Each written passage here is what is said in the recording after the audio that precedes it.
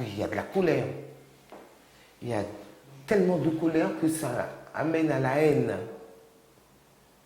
Je ne pourrais pas vous l'expliquer, parce que ce n'est pas dans l'ordre des choses qu'une maman enterre son enfant. Ce n'est pas dans l'ordre des choses. Je suis Madame Diomar Nicole, maman de 4 enfants, et maintenant plus que 3 par rapport à Lucas. 10 ans après, la nouvelle a été très difficile. On se croit dans un rêve, puis on passe de rêve à un cauchemar. On n'arrive pas à comprendre l'annonce. On se dit mais non, c'est pas possible. Et puis au fur et à mesure qu'on a les nouvelles, on se rend compte que vraiment là, le mal est fait. Donc 10 ans après, c'est sûr que c'est très difficile. Il y a des moments, il y a des hauts et des bas, mais bon, j'ai mes 3 enfants, j'ai 4 petits-enfants, ça va, ça va. Un peu, mais pas plus. Un peu. Il y avait de la violence, mais pas autant que là, maintenant. D'où je dis dans mes interviews, dans les journaux ou autres, c'est vrai qu'il y a eu l'hommage de Lucas, mais j'oublie pas ceux qui sont décédés tragiquement avant Lucas, après Lucas et jusqu'à nos jours. Le deuil, on ne fait pas le deuil comme ça du jour au lendemain. Ça se tasse un peu, mais le deuil, vraiment, non. On le vit, moi je le vis au quotidien, surtout quand il y a des faits divers. Ce sont des gens que je ne connais pas, des jeunes que je ne connais pas. Et à chaque fois que j'entends parler de ça, ça me prend dans les tripes et ça me ramène à mon fils. Mon fils, il est décédé par arme blanche. Et bien souvent, c'est par arme à feu. Quelle que soit l'arme, quelle que soit la violence, je suis très touchée par ça et ça me fait très mal. Il y a tellement de colère que ça amène à la haine. Je ne pourrais pas vous l'expliquer parce que ce n'est pas dans l'ordre des choses qu'une maman enterre son enfant. Ce n'est pas dans l'ordre des choses. Et puis, quelle que soit la situation, on ne devrait pas enlever la vie de quelqu'un comme ça. Je ne parle pas spécialement de mon fils, je parle en général. On ne doit pas tuer. Donc c'est quelque chose de très difficile en tant que maman. C'est inacceptable. Oui, la colère, j'en ai eu, jusqu'à arriver à la haine. Mais maintenant, ça fait un moment.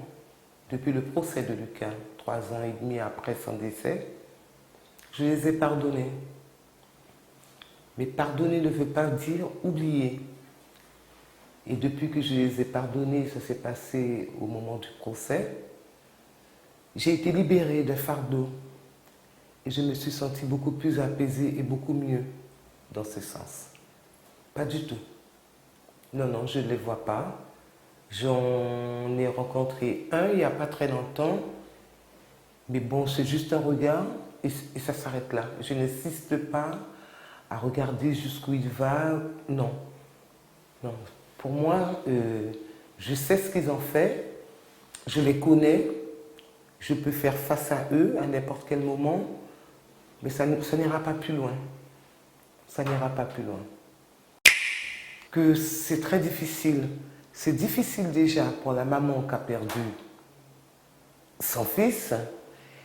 Et moi, j'essaie de me mettre aussi de l'autre côté par rapport aux familles. C'est difficile dans les deux cas. Donc, qu'est-ce que j'aimerais leur dire? D'arrêter. Il y a moyen de régler les problèmes autrement. Et comme mon slogan lors de l'hommage de Lucas, je dis « La vie a de l'importance. Rangeons les armes. C'est un peu comme les films américains. Voilà, on se bagarre, on a une arme et bon, on a une arme blanche et on l'enfonce. Il n'y a plus, on se bat avec les poings et celui qui aura gagné, et ben voilà quoi. Même s'il faut se remettre ça après, mais au moins il n'y a pas de victime, il n'y a pas de mort. Et maintenant c'est ça, je ne sais pas pourquoi. Mais il y a tellement d'armes qui circulent en Guyane, je me demande d'où viennent toutes ces armes. Je dirais non catégoriquement, parce que ça n'aurait pas continué.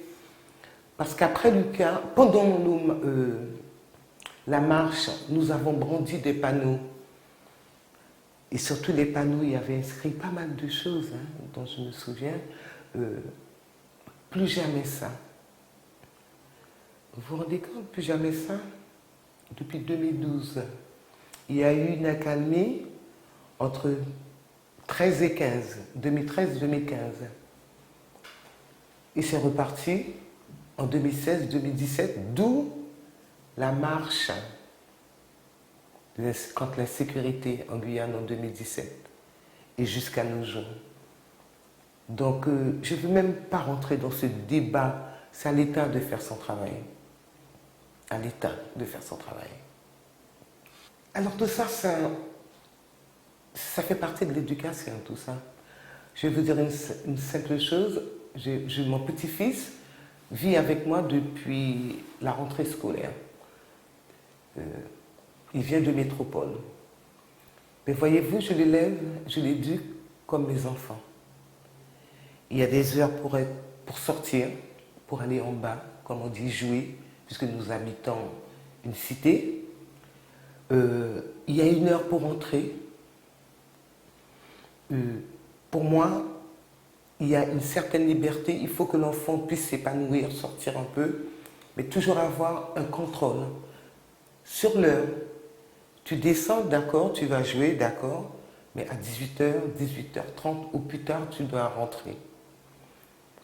Tout le temps être là, à surveiller, à regarder comment ça se passe à l'extérieur. C'est comme ça que je vis avec mon petit-fils. Une éducation assez sévère, mais assez cool en même temps. Donc je l'élève comme j'ai élevé mes enfants. Des fois, on me dit que je suis assez sévère avec lui, peut-être un peu trop, mais ça, c'est mon affaire, ça. On parle de la jeunesse, on dit que les jeunes sont l'avenir du pays. Cette jeunesse, moi, je trouve qu'il n'y a pas grand-chose pour eux. La formation, le travail, on parle toujours d'eux, toujours les mêmes, toujours les mêmes, toujours les jeunes. Qu'est-ce qu'on pourrait faire pour éviter ça? Je n'ai pas la baguette magique pour dire que demain ça irait mieux, mais j'aimerais tellement que ça aille mieux pour eux. Parce que je vais prendre juste un exemple. La journée de l'aubade jusqu'au soir. On parle des jeunes de Montluçon, moi je peux vous dire qu'ils ont été exemplaires. Autant dans la journée que pour la soirée. Parce qu'après l'hommage de Lucas, il y avait une soirée après. Mais ils ont été exemplaires. Quand on sait leur parler, quand on vient vers eux, quand ils viennent vers nous, et qu'il y ait cet échange, c'est ça. Parce que quand ils se sentent agressés, c'est là que ça ne va pas. Essayez de comprendre leur fonctionnement. Je parle bien de certains fonctionnements. Échangez avec eux, et moi je vous dis qu'il faut leur faire confiance à ces jeunes. Ils ont du potentiel, pas mal. Ils ont du potentiel et des idées. Ils peuvent faire beaucoup de choses s'ils sont accompagnés. Voilà. Je souhaiterais tellement que ça change. Tellement que ça change pour eux. Pour qu'ils aient un avenir meilleur. C'est ça mon espoir pour eux.